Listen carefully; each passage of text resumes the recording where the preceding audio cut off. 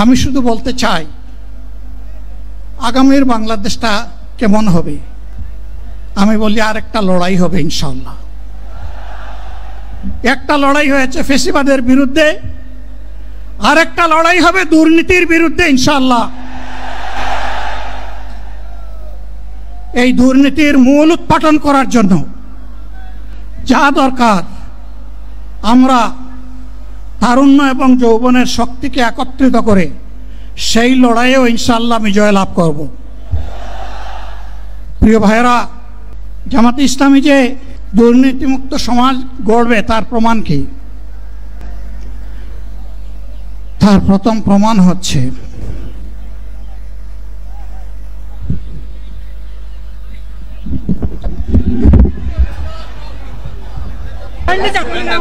আমি আল্লাহ তাআলার শুকরিয়া আদায় করি,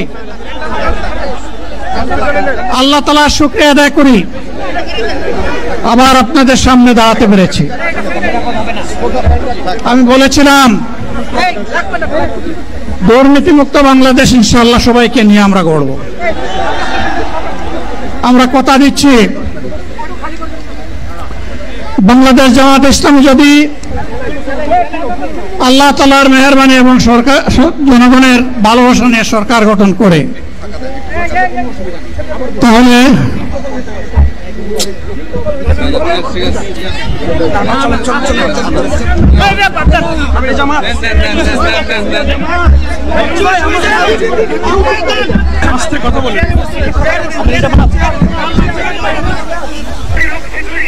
আপনাদের এই ড্রোনগুলো আলহামদুলিল্লাহ আলহামদুলিল্লাহ। আরে আল্লাহ যত সময় হায়াত দিয়েছেন, আল্লাহ যত সময় হায়াত দিয়েছেন তত সময় মানুষের জন্য লড়াই করবো ইনশাআল্লাহ। এ লড়াই বন্ধ হবে না। বাংলার মানুষের মুক্তি অর্জন হওয়া পর্যন্ত আমাদের লড়াই অব্যাহত থাকবে। বলছিলাম জামাতে ইসলামী যদি আল্লাহর ইচ্ছা এবং জনগণের ভালোবাসায় বাংলাদেশের মানুষের সেবা করার সুযোগ পায়, তাহলে মালিক হবে না, সেবক হবে ইনশাআল্লাহ। আজ আমি ঘোষণা দিচ্ছি, লক্ষ জনতাকে সাথে নিয়ে বাংলাদেশ জামাতে ইসলামী থেকে যারা আগামীতে সংসদ সদস্য হিসাবে নির্বাচিত হবেন, সবাই বসেন, বসেন, কেউ দাঁড়াবেন না, সবাই বসেন।